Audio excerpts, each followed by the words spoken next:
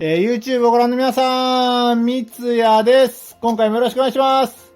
今回なんですけども、こちら Amazon の方で新しいトレーナーが販売されてましたので、今回こちらの開封とレビューをしていこうと思います。多分振りづらいんですけど、見た目がかっこよくて買っちゃった一品になりますね。早速ですけども開けていこうと思います。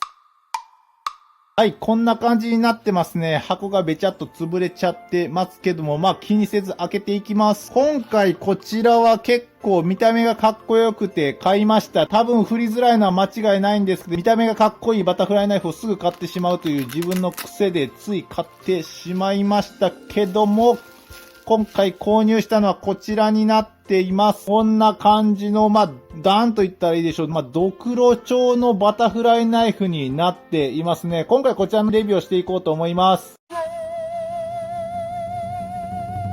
それじゃまず最初にこちらのスペックを紹介していこうと思うんですけれども、全長が 21.1 センチ、ハンドルの長さが 11.6 センチ、重さとしては 116g となっていますね。スペック的にもわかるかと思うんですけども、すごく小柄なナイフになっています。ブレードも短いし、ハンドルも短いし、そしてハンドルも細いですね。見てもらったらわかるかと思うんですけども、こんな感じで指よりすごく細いです。シュッとしたナイフになってます。根元の方が太くて逆にこのあたりがすごく細くなっているというところで、骨を意識したバタフライナイフになってますね。このあたりもそうかと思うんですけれども、こういったね、すごく面白いデザインになってます。で、ピボット部分はこういったルビーみたいな感じの赤いプラスチックですけど、こういったものが入ってます。で、当然この部分を調整したりすることもできないので、もうこのガタつきっていったところはもうどうしようもないかなというところにはなってます。そんなにガタついてはないんですけども、逆にちょっとハンドルが重たい感じですね。ちょっと渋い感じになっているので、ちょっとハンドルの開け閉めがやりづらいところにはなってます。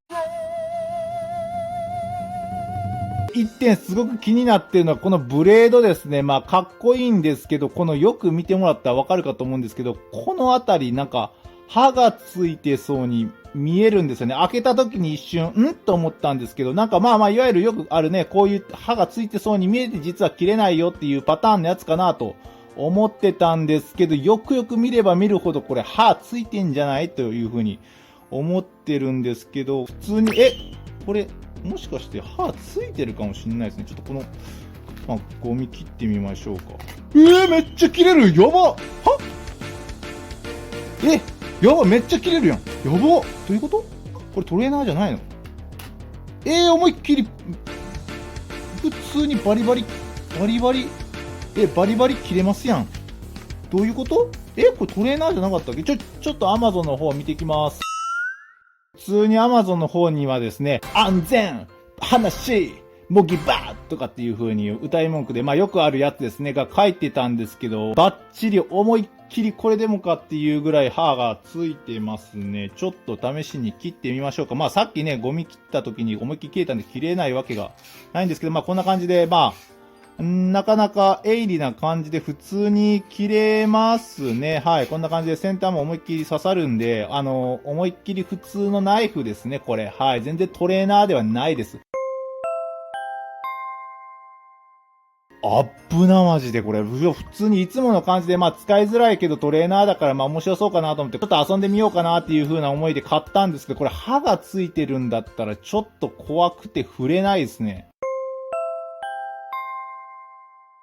いい加減めっちゃ小さくて、ものすごく振りづらそうだし、あとここもね、すごく細いので、結構握りづらいんですよね、これ。しかも結構、ピボット部分もさっきも言いましたが、渋いので、とてもじゃないけど、これをフリップして遊んでみてっていうイメージでは使えなさそうです。珍しいですね。Amazon で結構売ってるこういう感じのナイフって、刃がついてるように見えて、大体全部ね、しっかりとトレーナーというか刃が落とされてるものばっかりなんですけど、これはバッチリ刃が、結構鋭利なぐらいついてるナイフになってます。こちら Amazon の方では安全とかね、話とか書いてますけど、完全に嘘なので騙されないように気をつけてください。これ思いっきり切れますんで、トレーナーだと思って遊ぼうと思ってやったら思いっきり結構ざっくり切っちゃう可能性があるので、気をつけてください。結構ブレードの方が重いので、結構ブレードの方に勢い乗ると思うので、怪我すると結構痛いと思います。先端も結構鋭利なので刺さるので、これは気をつけた方がいいです。これはちょっと注意喚起ですね。逆に刃がついてるバタフライナイフが欲しいっていう人も中にはいるかと思いますので、普段使いで例えば Amazon の段ボール開けたりとかっていう普段使いで、カッターナイフの代わりとかで使ったりもできるようなナイフが欲しいなっていう方は、いいかもしれないですね。これから他のやつを開けるときにこれちょこちょこ使っていこうかなと